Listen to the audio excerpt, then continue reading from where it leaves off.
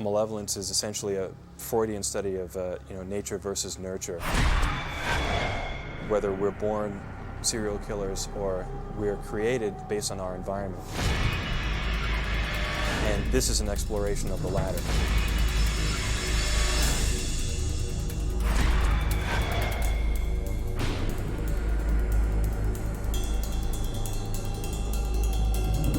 I started filmmaking when I was 11 years old. My father came home one day with a camera that had fallen off the back of a truck. And I remember thinking, how fortunate that he happened to be standing there when it happened. I'm dating myself here, but it was one of those camcorders where you had to actually carry around the VCR with you, so just to give you an idea of how long ago this was. That was what I did. Some kids played sports after school. I made movies. As far as influences, memories when I was a kid, something that really sticks in my mind is the first time I saw the Texas Chainsaw Massacre. I saw that when I was 12 years old in a re-release through New Line. I saw it in a double feature with another film. I don't even remember the other film. And I wasn't even going to stay to see it. And that had a profound impact on me, and especially since it was one of the first films I saw where I actually wanted to find out not only who the director was, but the process behind making it, because I thought it was so effective. And I found out that it was done on such a low budget, it kind of put the bug in me that maybe, I could do this, maybe it's possible. Horror is the one genre out there that you can get away with a low budget, and sometimes it actually enhances the film. A lot of my favorite horror films were all shot on micro budgets. Halloween was, Nightmare on Elm Street was very low budget, Texas Chainsaw. Sometimes when horror gets too big and it goes to Hollywood, it gets glossed over and it loses that visceral feel that you get from those low budget productions. With regards to influences of previous films on this film, my debut feature, I would say the film that had the biggest influence would be Psycho. The actual structure of the script is very reminiscent of that, where it starts out being one type of story and then 30 minutes in gets turned on its head and becomes something completely different and much more diabolical. I go to see horror films, scary movies, because it's like a roller coaster ride. Sometimes it's predictable and I know what's coming, but I still love to see it. When you're making a slasher film, you're inherently working with derivative material because, the genre has been done to death, no pun intended. So it's very difficult to come up with something that's uniquely original. So, when I was examining this story and coming up with ideas, I look back at the movies that I liked growing up with. It's kind of like when you watch Scream, and they exploited all the cliches, that kind of killed the horror genre. Well, I said, well, you know what? I want to go back and re-examine why I liked it in the first place and incorporate all of that into this film. If you're familiar with old horror films, you'll certainly see those subtle influences layered throughout Malevolence, and that was very intended because I realized just by making a film like this, I'm standing on the shoulders of a lot of directors who came before me who've done the same thing and done it really well. I'm amazed that people come up to me and find things that I really thought were deeply hidden, but people really know their horror. Like, for example, the door behind Riley when he's talking to Perkins, when it's being revealed what's been happening in this place for the last 20 years. I was actually painted to match Freddy Krueger's red and green sweater. That's really, obscure, but people get it. You want to tell me why I had to get up at 4 o'clock in the morning to drive 9 hours to get to the middle of nowhere? We have to get out of here before he comes back.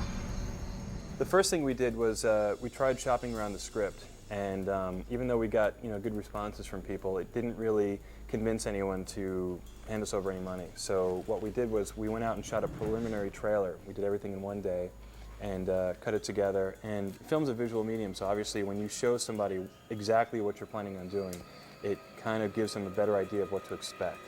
So once we had shot the trailer, we were actually able to raise a lot of money pretty much in a week after that. The entire process from beginning to end really was about 6 years. The script was written in the beginning of 1998, and it was actually a combination of scripts that had been started back in 1995. And we didn't wrap until around the end of 2002. So it was 2 years of shooting. It was supposed to be 4 weeks that ended up spreading out over 2 years. And essentially it took that long because we had issues with continuity. The winter came, so we had to stop and wait for spring. Constantly running out of money, going out and raising more money or getting more credit cards. It was always a conscious decision to shoot on 35. A lot of independents are shooting on video, and it's to the point now where even shooting on 16 millimeter, which used to be the stamp of student film, is now considered, a step up. And so we wanted to shoot on 35 because we knew that it would give us a level of professionalism over and above what everybody else was doing. So that was always a conscious decision. Tsuyoshi has an unbelievable eye. He actually won an Academy Award, a Student Academy Award for a student film that he did. And he really brought an incredible level of professionalism to the film. In fact, I can say now that I feel really fortunate and lucky to have found him. He had done a lot of documentary work for A&E, and he brought that style, that immediate handheld kind of style, documentary style to Malevolence, and I think it really worked well. And I think when you watch the film, you'll really see that he does just have an incredible talent for finding the right lighting and finding angles and finding shadows in things that really are genuinely creepy.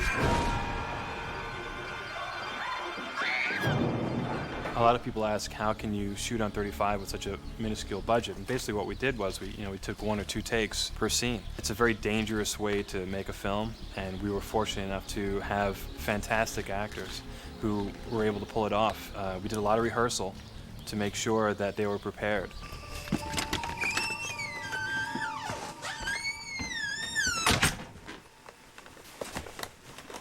Hi, everybody. Hello. Pre-shoot interviews. Behind the pre-show. Yeah?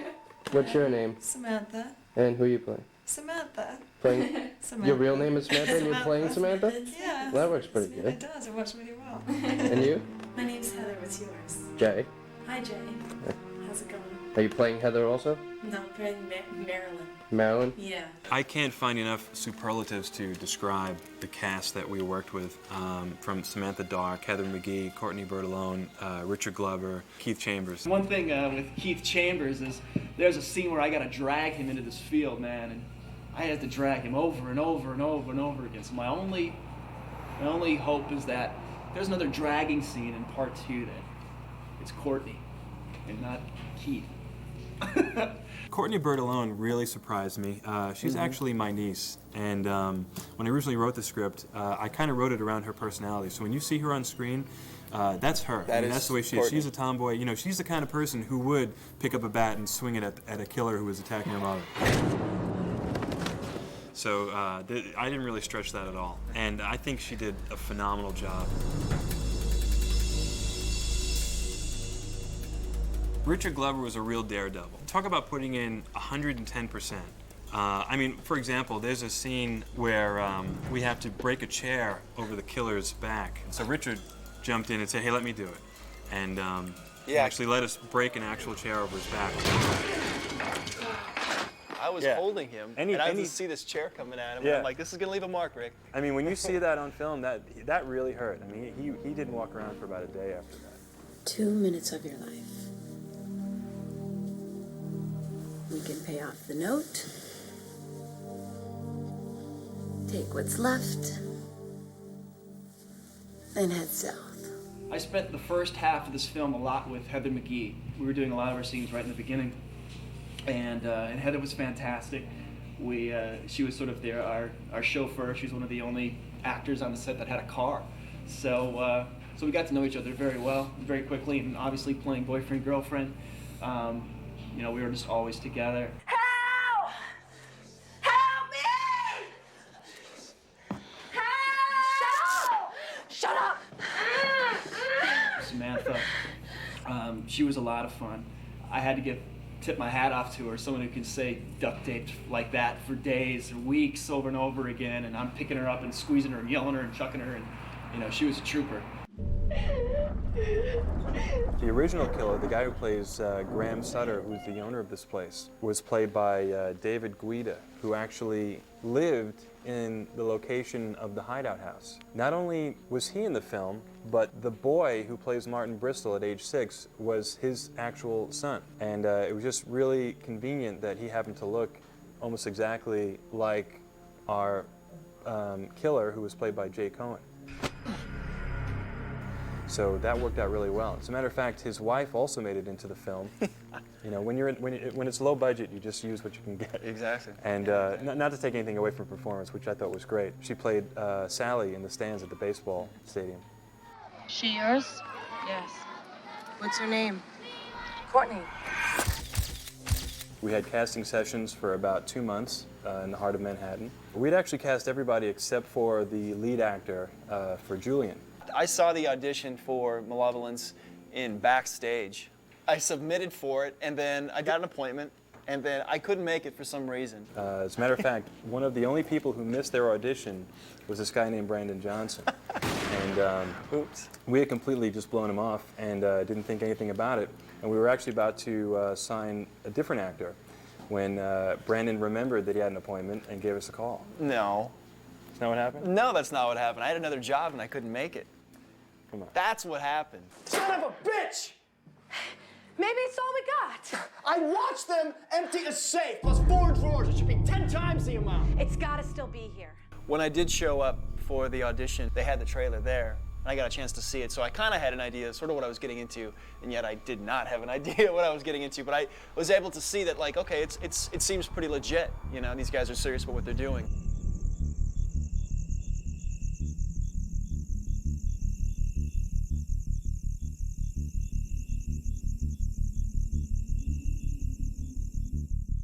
The location scouting for this film actually took place over about 9 months. I logged about 10,000 hours of driving time, just going literally from state to state, trying to find something that looked like this place. It's an interesting way that we found it. We had actually found a different location on Long Island, and the person who owned the place had told us that we could go in, knock down the walls, rip up the floors and the ceilings, basically do whatever we want, destroy the place if we want, because he was going to tear it down, raise it to the ground, and rebuild the next year. So, you know, we thought we had hit the jackpot. We went in, and my production designer, Andy Pan, and his crew had spent about 2 weeks just completely refacing everything inside and just tearing the whole place apart. And about 2 days before we were scheduled to shoot in that location, I showed up, and the cops were there and the bank was there. Turns out that the bank owned the house, and the guy who said he owned the house used to own the house but was foreclosed on a year ago. So this was his revenge on the bank. So, you know, we got handcuffed and hauled down to the precinct, and when the police actually saw the paperwork that this guy erroneously signed and the check that he cashed, they dropped all the charges, providing that we went back and repaired all the damage that we had done. So we lost, you know, thousands and thousands of dollars in 2 weeks of time, and we lost the location. So it was the middle of principal photography, and we had nowhere to shoot. So we had to take a couple of months off and find a replacement.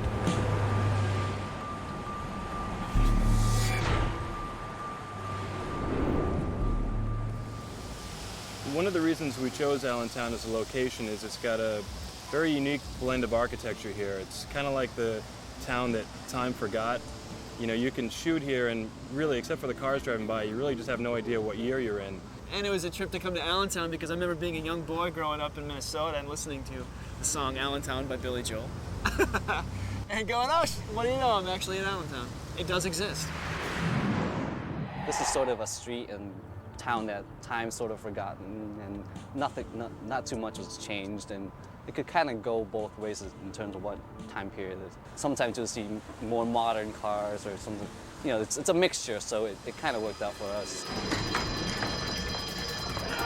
So we're here at the infamous bank robbery scene in Allentown, and it's freezing cold, which is appropriate because it was about 10 below the day we shot it, even though it was supposed to double for an autumn day that was about 70 degrees. Shooting here, I mean, we clearly didn't have like a huge locations person or, you know, people dealing with vehicles, so, you know, we didn't have specific parking areas designated, and there's continuity issues to that because people pull up cars to be there when it's not supposed to be there, and so that whole deal was a concern as well. You know, we actually made the front page of the newspaper here, the main newspaper, and had a picture of Richard with the mask holding the gun.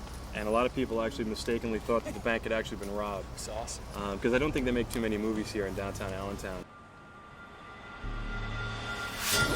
We had an exterior shot, you know, early in the morning, and we realized that the bank, we didn't have clearance.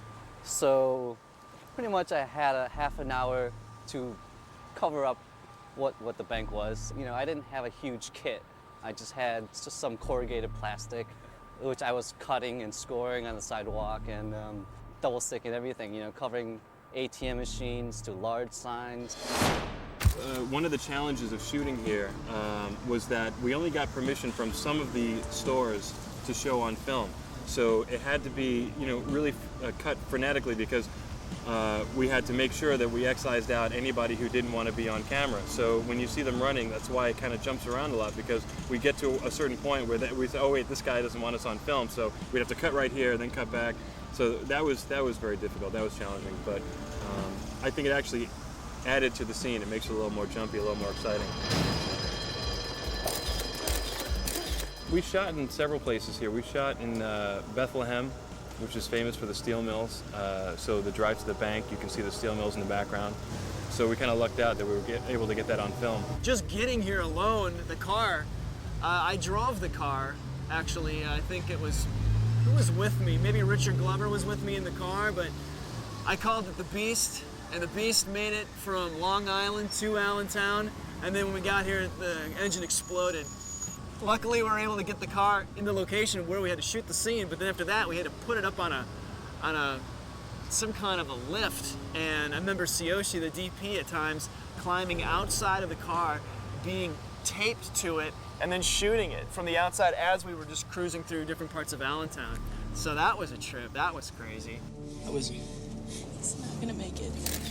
We had to actually rent a U-Haul flatbed to bring it in here and kind of pretend it was working. That's why we cut away from the car when it's supposed to drive away. A little movie magic, a little behind-the-scenes movie magic, revealing the magician's trick. What happened, well, actually here in Allentown, I guess it's a law that if you don't return the U-Haul the very next day when it's due back, they send the cops. They don't just give you a phone call. So we actually, during lunch, got a visit with the police, and they were ready to put the cuffs on me until we explained to them, oh, wait, we just decided to keep it another day. Where are you headed? Home. Where's that? Ridgemire. I mean, we had some other run-ins with the law. I almost got arrested for impersonating an officer at a roadblock scene, but I was able to smooth talk my way out of that one.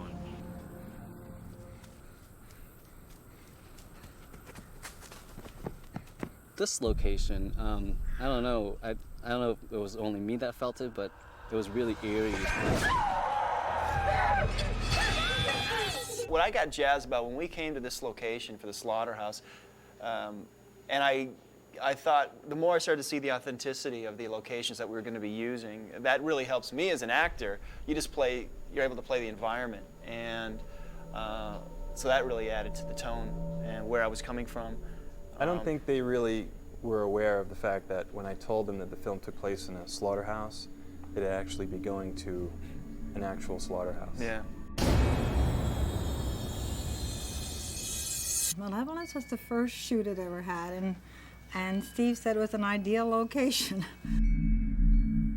My name is Patricia Stewart. I live 2 farms over, and this was my grandfather's farm and slaughterhouse.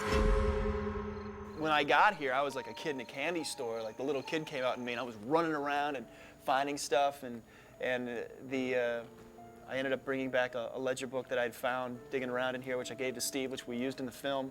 That Kevin ended up using, the FBI agent at the end. This place is a very authentic recreation of the actual place, and that was really cool because we actually incorporated that. Yeah. It had real stats from like the 1930s or 40s from when they would slaughter cattle here. They did that up until 1976. And my grandfather built this slaughterhouse, I believe it was around 1920, because my father remembers helping him when he was about 8 years old. And it was in full production all that time. We were lucky enough to get full access to this place through the owner, who was very generous to us. I met Steve.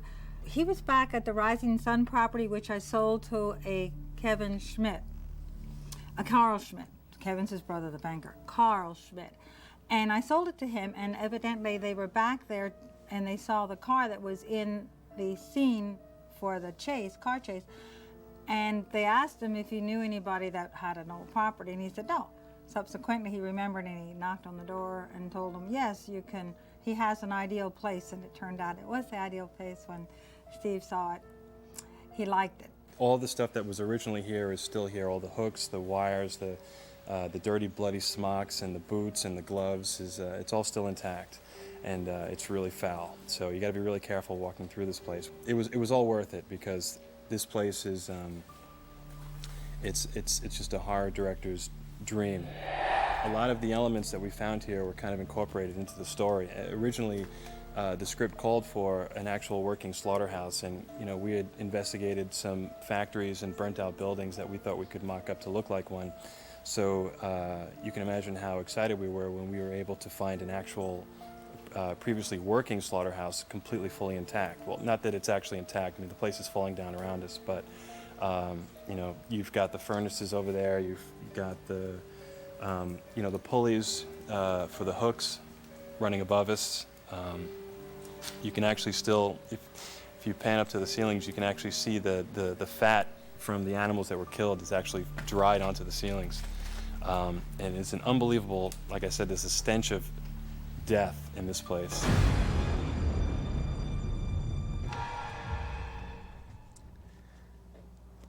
We're down here in the basement of the slaughterhouse, and it's been a little over a year since we filmed here, but this is such an isolated location that a lot of the props that we brought in are actually still here. This is the barn where the animals were held. They were kept in here until he slaughtered them, and I remember as a child they had some cows which gave birth to heifers, which was really my first calf I saw born was here. So then he would just store them here and keep them. Sometimes he'd buy something that would have to be fattened up, and then he'd fatten it up, and then when it's time to slaughter, he would slaughter it. A lot of the times it'd be like, we walk through these locations and I'd be like, oh my God, Steve, look what we have. And, we would incorporate that into the storyline or, use it. Yeah, there's actually a lot of the props that you see in the movie were actual tools and equipment that were used on the premises, over the last 30 or 40 years. I'm sure if we looked around, we could probably even find some of the bones from the bull skeleton. If you remember from the movie, this is where that took place, right up there. It's one of the more graphic scenes in the film. This is the second level. The actual slaughterhouse has multiple subdivisions inside of basements and levels, and this is actually the second level up from the bottom basement, where we actually never dared to go down. You'd have to put me in a spacesuit to actually go down there. So we set up everything on this level where Brendan comes up, and this is where he, of course, finds Marilyn's dead body. It's actually a miracle. We were able to get a crane down here and set up to be able to do the crane shot that follows Julian as he rises up the ladder. And logistically, that was a nightmare, but somehow we were able to get it done. Right above us is the actual slaughterhouse ovens, and over there, you can't see it, but over there would be the refrigerators. They had a lot of meat cut up, stored in the refrigerators down here, and the refrigerators are, I would say, the size maybe 35 feet deep, 20 feet high, and about 15 feet wide, and they have doors that were about maybe 6 to 10 inches thick. I get a little nervous being down here because I'm told that the whole place could cave in at any minute. And it's, you can't really see it, but there's a lot of dead animal carcasses that are still in here from when they used to do the butchering. And every time, once in a while we'll kick the hay around and we'll find something really nasty. And there's also a lot of animals living in here. You can kind of hear them when you come down here. You'll hear the scurrying. We didn't have the luxury of hiring people like security guards and stuff like that to watch the equipment overnight while we were sleeping. So what I would do is, I would volunteer to watch the equipment so we didn't have to spend the 2 hours pulling down and breaking down each night. What I would do is, there's no lights for about 100 miles, so I would just walk around with a flashlight. And the first 2 nights, I heard things scurrying around my legs, actually felt something, but I was really just too frightened to point it in that direction and see what it was. But one night, something actually tugged at my leg with its teeth, and I shone the light down, and sure enough, it was what I thought was a dog. But then when you see the scaly tail at the end, I realized it was a rat the size of a dog. So, when you hear that saying, they were rats the size of dogs, it's true, they do exist. The next morning, I tried to find out where they were coming from, and I shone the flashlight underneath this place, and there was literally dozens of them feeding on whatever was left over from this place over the last 30 years. And so it was pretty disgusting. A couple times, we would just be working in the house, and all of a sudden, all 3 of us, we were in separate places, but we would just run out into the driveway because we were just freaked out. That's our safe haven. It was like, get outside if you ever hear anything or you're scared. A lot of times I had to come up with creative ways to compensate for the fact that we had to compromise on certain things. You know, for example, there's a sequence where Julian and Samantha are walking from one house to the other, and you know, we had to kind of condense that. So, you know, we actually got the whole shot in one take because we used the hill right on top of the house, and it actually saved us about 3 or 4 hours. That was one of the amazing ironies of the whole film, is that we would have what we intended, and then somehow something would fall through, but then we'd end up getting something better. Yeah. And so that definitely made for some excitement. You never knew what the hell was going to come But next. all independent films are like that. Yeah, Trust me. every single one. This wasn't part of the plan. Neither was a bullet in Max's stomach. I think a big problem as far as compromise goes is that you don't always get to work with the caliber of crew that you would hope to have. So, you know, you sometimes make a lot of sacrifices there. You know, there were certainly times where, you know, because we were constantly going through a rotating door of crew members, we couldn't always rely on people like we should have. For example, we actually had a sound guy who had never worked with a DAT machine before. And so there is a certain section of Malevolence that's completely dubbed. So see if you can pick that out. We had interesting crew. You know, we had probably 1,000 crew members float in and out of this production. A lot of weird characters, people trying to like steal film. One day I found out that the money that we were expecting to come in didn't come in, and my credit cards had all been maxed. So I had asked the crew if they could just hold their checks for a day. And one of the crew members didn't like that idea, so he actually hijacked the negative and ran up to New Jersey. And we had to ransom it back. We had to actually send one of our PAs with a handful of cash for the last 2 weeks for him, and actually do an exchange where he handed us the film and we handed him the cash. Another example of something horrible that went wrong was our UPM was also in charge of the RV, and she had never learned how to empty the RV toilets, which of course, since there was nowhere to go to the bathroom here, everybody was using the RV. So one day, she had gone off to find a campsite to empty it, and it ended up exploding all over her. So she came back covered in, you know what. At the same time, we were shooting the scene with Richard Glover where he had just left the bank, and he was holding up the cash. And we realized that we didn't have a cash stack, so we wanted to fill it like with singles and put hundreds on the ends, you know. But we didn't have it, so we asked around if anybody knew if there was a bank around here, and we didn't know where we were, so we had no idea where to go. And so this one guy said, I know my way around here, I know where there's a bank, and so we gave him $200 bills and said, go get us 200 singles. 2 hours later, we were wondering, you know, where is this guy? Did he get lost? And that's when our, you know, UPM Natalie shows up, covered in shit, and walks up to me and she says, I'm covered in shit, and I quit. And I turned to her and I said, well, before you quit, you know, where are you going to go? She says, well, I'm going to go back to the hotel and I'm going to shower and everything. And I said, well, she asked us what we were doing, and I said, well, we hadn't gotten off a shot in 2 hours because the PA hadn't gotten back with the cash stack. And she said, well, who did you send? And I said, we sent Greg. And she says, Greg who? We don't have a PA named Greg. So this is just some guy who was standing around watching the production and took us for $200. Another day of Malevolence.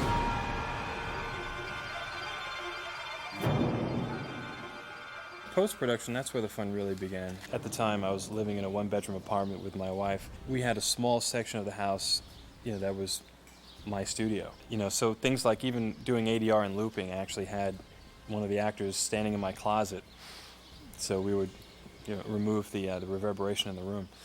But when you don't have the funds to hire a editor, a composer, you know, you just have to find a way. So what I did was I just took it all upon myself. It's one of the reasons why it was such a time-consuming process, but I had no other choice. So, you know, fortunately, technology has advanced to the point where someone like me, who doesn't have access to expensive Avid equipment and stuff like that, can now, for about $5,000 or $6,000, actually set up their own studio in their house and do what I did. You know, you can actually edit your film, you can, you know, compose music, you can record right onto your computer. I paid very close attention to the sound with Malevolence.